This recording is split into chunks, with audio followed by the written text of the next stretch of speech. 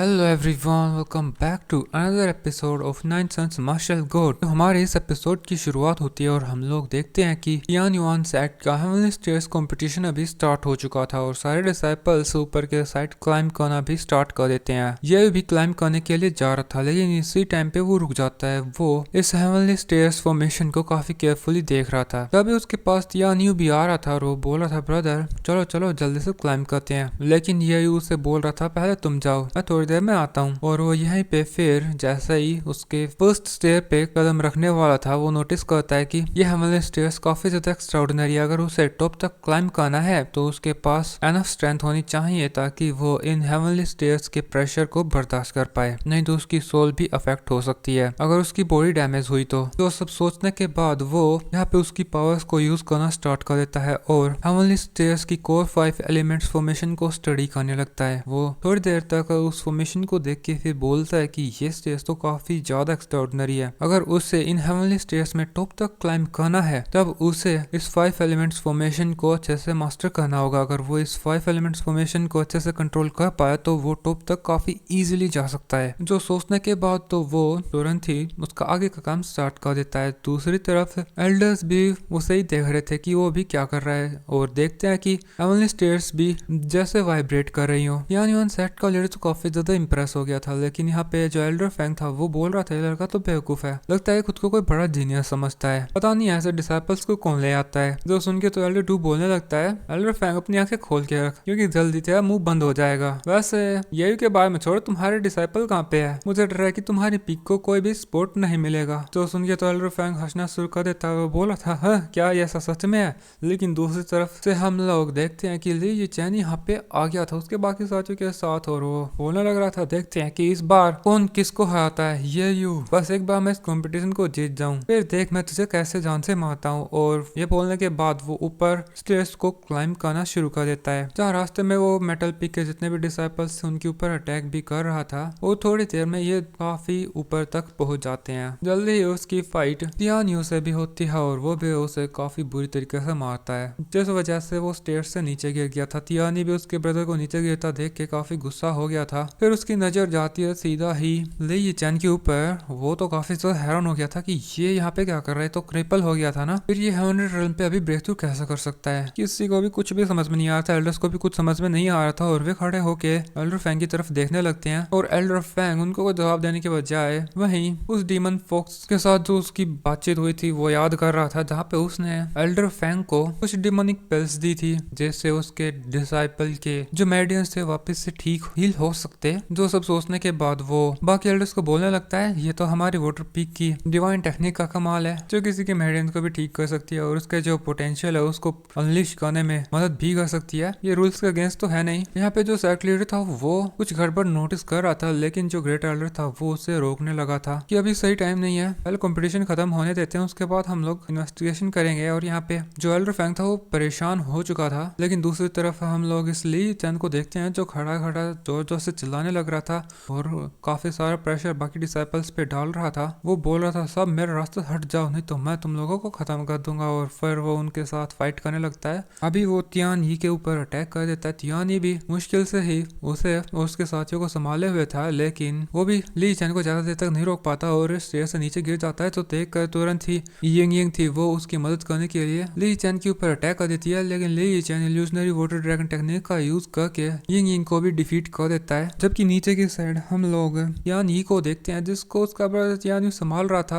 वो उससे बोलने लग रहा था, इस ली चैन के साथ कुछ गड़बड़ है, ये तो पहले से और ज्यादा स्ट्रॉन्ग हो गया, ऐसा नहीं हो सकता। एल्डर्स भी अभी उनकी बात सुन रहे थे और वे एल्डर फैंग को पूछते हैं कि जब ये कॉम्पिटिशन खत्म हो जाएगा तब हम सब हमारे डिसाइपल को अच्छे से इन्वेस्टिगेट करेंगे। जो सुन के तो एल्डर फैंग बहुत ज्यादा परेशान हो जाता है। वो सोच रहा था, as long as water peak wins, अब जब तक वाटर पीक जीतती है तब तक सब कुछ ठीक होगा। इधर वो परेशान हो रहा था, दूसरी साइड ये के दोस्त भी परेशान हो रहे थे क्योंकि यही यहाँ पे नीचे ही था, उसने पहली स्टेप भी क्लाइंब नहीं करी थी, जबकि जो ली चैन था वो अभी आधे स्टेज को क्लाइंब कर चुका था। और जोर जोर से चिल्ला रहा था कि आज मैं ली चैन पूरी तियान युआन सेट इसको कॉन्कर करूंगा, मुझे इस बार कोई नहीं हरा सकता। लेकिन उसने तो खुद की मौत का सामान पहले तैयार कर रखा है। क्योंकि दूसरी तरफ हम उस डीमन फोर्स को देखते हैं जो कि स्माइल करने लगी थी और बोल रही थी कि अभी बिल्कुल सही टाइम है, प्लान एक्टिवेट। उसके ऐसा बोलते ही ली चैन के अंदर जो डिमोनिक एनर्जी थी वो अनलीश हो जाती है, जो इस 5 एलिमेंट फॉर्मेशन को ब्रेक करने लगी थी। यानी कि ये उसको अंडरस्टैंड कर रहा है और ये डिमोनिक एनर्जी 5 एलिमेंट फॉर्मेशन को ब्रेक कर रही थी। और जितने भी एल्डर्स थी ये देख के काफी ज्यादा हैरान हो जाते हैं कि ये डिमोनिक एनर्जी कहाँ से आई। ये उन्हें भी इस चीज को नोटिस कर लिया था और वो उस डिमोनिक एनर्जी से खुद को बचाने के लिए एक अटैक कर देता है, जिससे वो डिमोनिक एनर्जी रुक जाती है। यही अब तक समझ गया था कि वो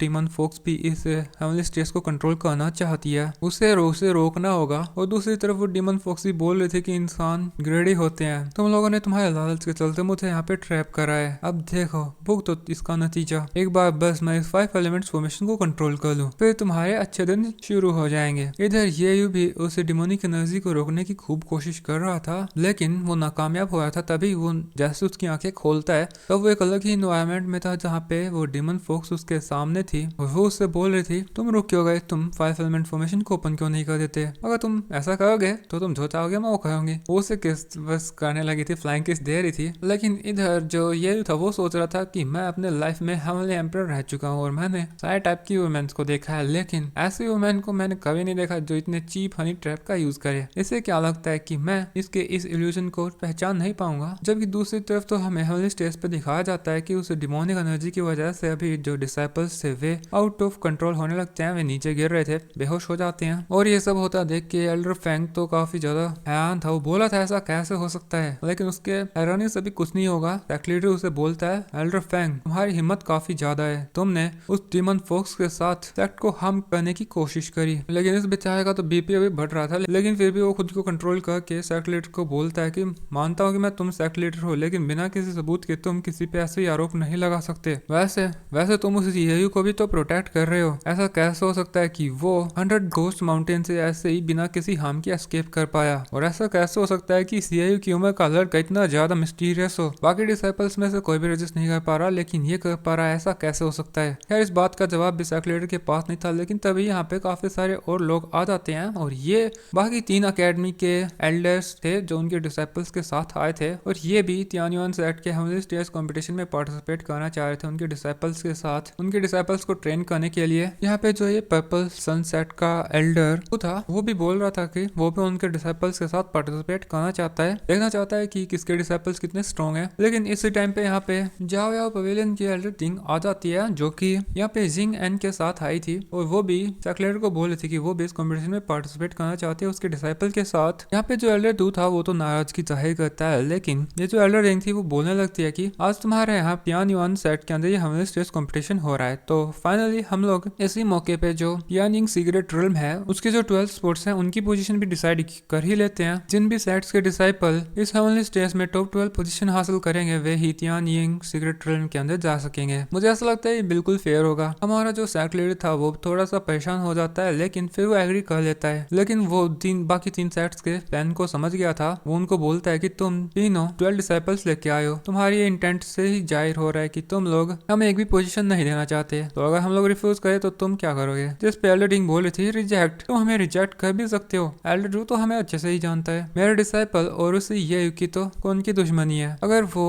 उसके साथ इन हेवनली स्टेज पे कम्पीट भी नहीं कर सकता तो वो डरपोक नहीं तो क्या है। यहाँ पे जो ग्रेट एल्डर था वो तो गुस्सा हो जाता है, वो तो बोला था तुम्हारी हिम्मत कुछ ज्यादा ही हो गई है, लेकिन सेक्ट लीडर उसे रोक के बोल रहा था कि एल्डर थोड़ा धैर्य से काम लो, क्योंकि आज हेवनली स्टेज स्ट्रेंजली बिहेव कर रही है, शायद आज हमारा लकी दिन है। वैसे भी मुझे डर है कि वो डिमन फोक्स और ज्यादा ट्रबल कॉज कर सकती है, ऊपर से अगर हम इन 3 सेट्स को रिजेक्ट करेंगे तो ये मिल के हमारे सेट को भी डिस्ट्रॉय कर सकती है। मुझे लगता है कि सीए के पास एक बैकअप प्लान है, जो सुन के तो ग्रेट एल्डर भी मान जाता है, जिसके बाद वो अनाउंस करता है कि इस हेवनली स्टेज कंपटीशन में 3 सेट भी पार्टिसिपेट कर सकती हैं, और जैसा इन्होंने कहा टॉप 12 डिसाइपल्स तियानिंग सीक्रेट रिल्म की पोजीशंस लेंगे। तो डिसाइपल्स तुम्हें हर हाल में जीतना है, अब अगर तुम चाहो तो 4 नहीं तो सारी 12 की 12 पोजीशंस खुद ही हासिल कर सकते हो। जिसके बाद अभी बाकी 3 सेट के डिसाइपल्स ऊपर की साइड जाना स्टार्ट कर देते हैं, और इधर हम लोग किनान को देखते हैं, वो भी पागलों की तरह यही के ऊपर अटैक कर देता है, लेकिन एल्डर डू उसके अटैक को रोक लेता है। सेक्ट लीडर बोलता है एल्डर रिंग तुम लोग यहाँ पे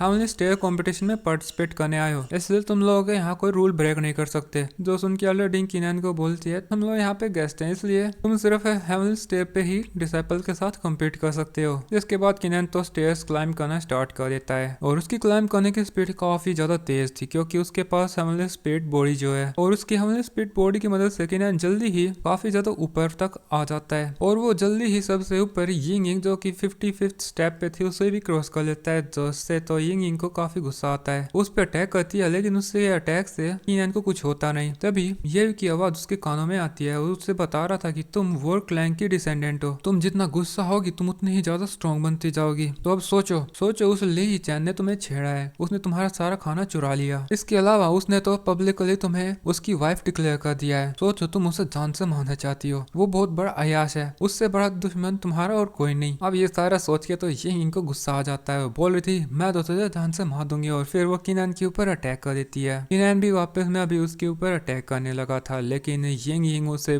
काफी बुरी तरीके से पंचेस मारती है। किनान भी उसके ऊपर 2-4 अटैक्स करता है, जिससे तो यिंग यिंग और ही ज्यादा गुस्सा हो जाती है, जिसके बाद इनकी फाइट ऐसे ही कंटिन्यू रहती है। एक दूसरे के ऊपर ही काफी खतरनाक अटैक्स करते जा रहे थे, जितने अटैक्स हो रहे थे यिंग यिंग उनसे और ज्यादा ही गुस्सा हो रही थी, और धीरे धीरे करके हम लोग देखते हैं कि वो किनान के ऊपर हावी पड़ती जा रही थी। और नीचे खड़ा ये भी सोच रहा था कि यिंग यिंग मुझे लगता है ज्यादा देर तक वो इस किनान को संभाल पाएगी, उसे जल्दी से इस डीमन फोक्स के साथ डील करना होगा। जिसके बाद हमें उसे दिखाते हैं वो उस डीमन फोक्स के उस इल्यूजन को ब्रेक करने के लिए 9 यंग टेक्निक का फर्स्ट मूव एक्टिवेट कर देता है, जिससे होता ये है कि उस डीमन फोक्स का जो ये के सामने इल्यूजन था वो ब्रेक हो जाता है। दूसरी साइड जो रियल डीमन फोक्स थी वो भी हर्ट हो जाती है और बोल रही थी कि ऐसा कैसे हो सकता है, मेरी स्पेल एक मामूली सा इंसान कैसे ब्रेक कर सकता है, नहीं मेरी स्पेल को कोई इंसान ब्रेक नहीं कर सकता। जिसके बाद हमें किनान को भी दिखाया जाता है, वो अभी यिंग यिंग के साथ फाइट कर रहा था और वो उसके ऊपर एक पावरफुल अटैक करके उसे पीछे पुश कर देता है, जिसके बाद वो ऊपर की साइड फिर से क्लाइंब करने लगा था और 4 स्टेप्स और चढ़ने के बाद वो सीधा 67th स्टेप पे आ जाता है, जो कि अब तक का सबसे हाईएस्ट रिकॉर्ड था। जैसे ही वो एक स्टेप और क्लाइंब करेगा तो वो रिकॉर्ड को ब्रेक कर देगा।